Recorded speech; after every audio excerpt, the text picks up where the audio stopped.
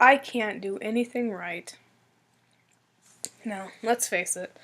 I'm sure probably everybody has thought this at one point or another. Whether you're trying something again and again and again and you just can't get it right or something and you just shout out in frustration, I can't do anything right. Or I just can't do this. I can't do anything. Because maybe, I don't know, maybe a bunch of bad things have happened, a bunch in a row, and you're just, no, you're feeling like you're at the bottom and you suck at everything. Trust me, I've been there a lot. Especially with schoolwork, because I'm the type of person who will procrastinate the living crap out of all of my assignments. And it's awful because, oh, it's just really bad.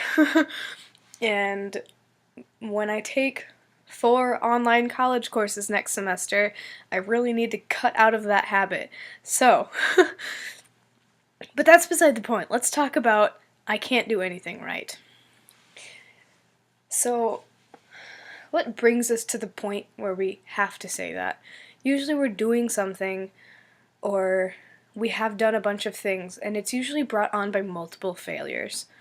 And obviously, a failure is an occurrence where you don't do something successfully, or to the best of your abilities, I can successfully complete something, but have not. I could have completed an assignment on time and gotten an A on it, but I could have not done my best at all. Or I could have handed it in and gotten like a B. That's not bad. Um, but I could have not tried at all. And it could still feel like a failure because I didn't do my best. And honestly, the times when you don't do your best and you like fail because of that, oh, those feel terrible to me because I know if I had done better, I would have gotten a better grade. But I was too lazy that day. Or whatever. I mean, it just depends on the day. But so that's what a failure is. So when you do, or it's like when you just can't quite get it right. Like especially when you're learning something new, um, you'll often do it kind of again and again and again, to get the hang of it. And sometimes at the beginning you can't quite get it, and it takes a while to pick it up. And you'll just say, "Oh, I can't do anything right." And maybe you'll just give it up for the day because you failed a lot at it. And maybe they're big failures. Maybe you lost your job and your wife's filing for divorce or something. I don't know. It's different for everybody. Maybe you failed 3 tests in a row. I would feel terrible if I failed 3 tests in a row just because, you know, something really important to me personally is good grades, and I work my butt off for straight A's. And it's something that's very important to me. And so when I see a low grade, I start to freak out, panic, say, what could I have done better? Why did I get such a low grade on this? Uh, I freak out because kind of a perfectionist with grades.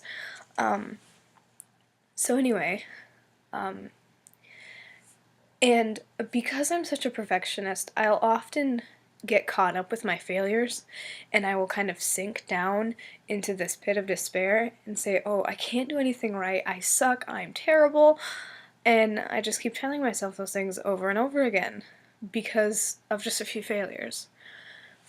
The most important thing to do when you're in that mood is to step back from the entire situation and look at things objectively. I think that's the right word. Without any bias. So you need to kind of step away from your sadness for a minute, which is, I know, super hard to do. Step away from that for a minute and think of your successes. Think of your triumphs. And remember, I'm not defined by this failure. Sometimes failures will haunt you for a while.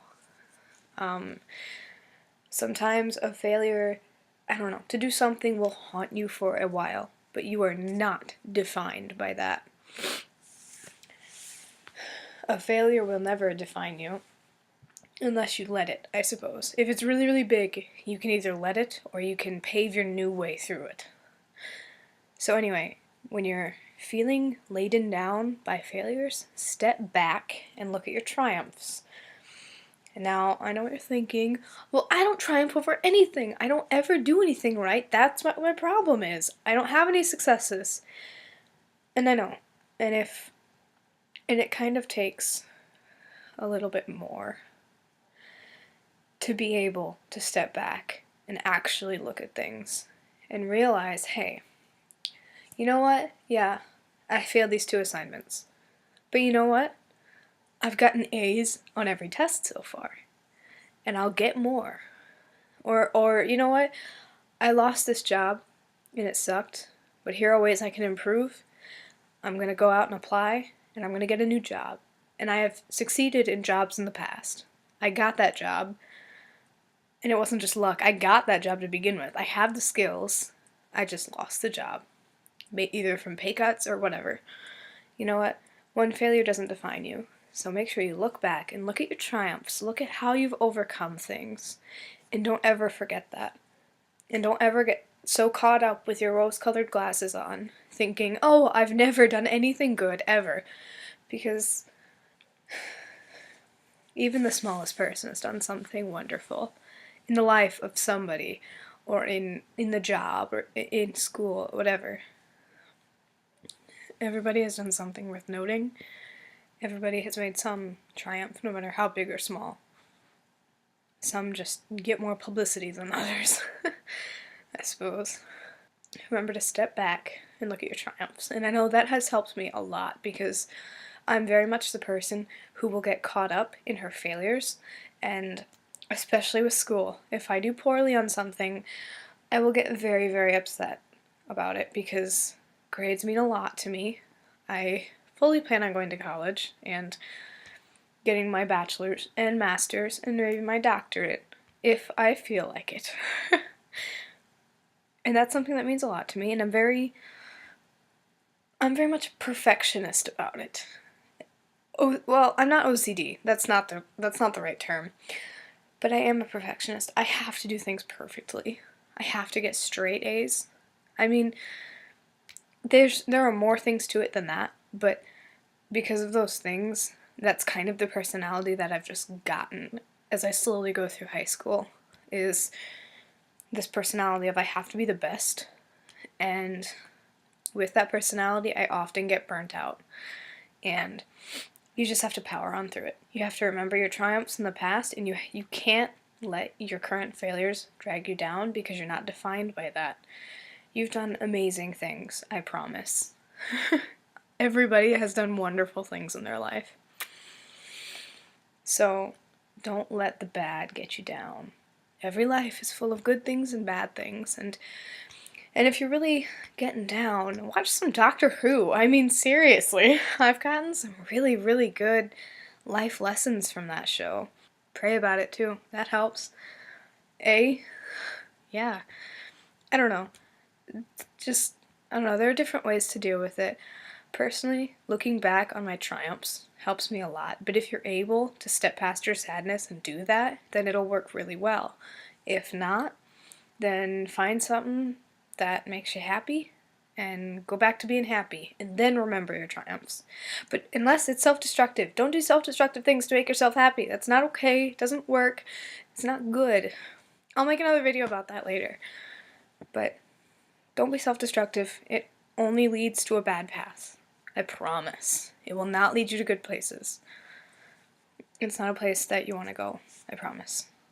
So anyway, look back at your triumphs. Don't lose sight of the horizon. Don't let one failure fisheye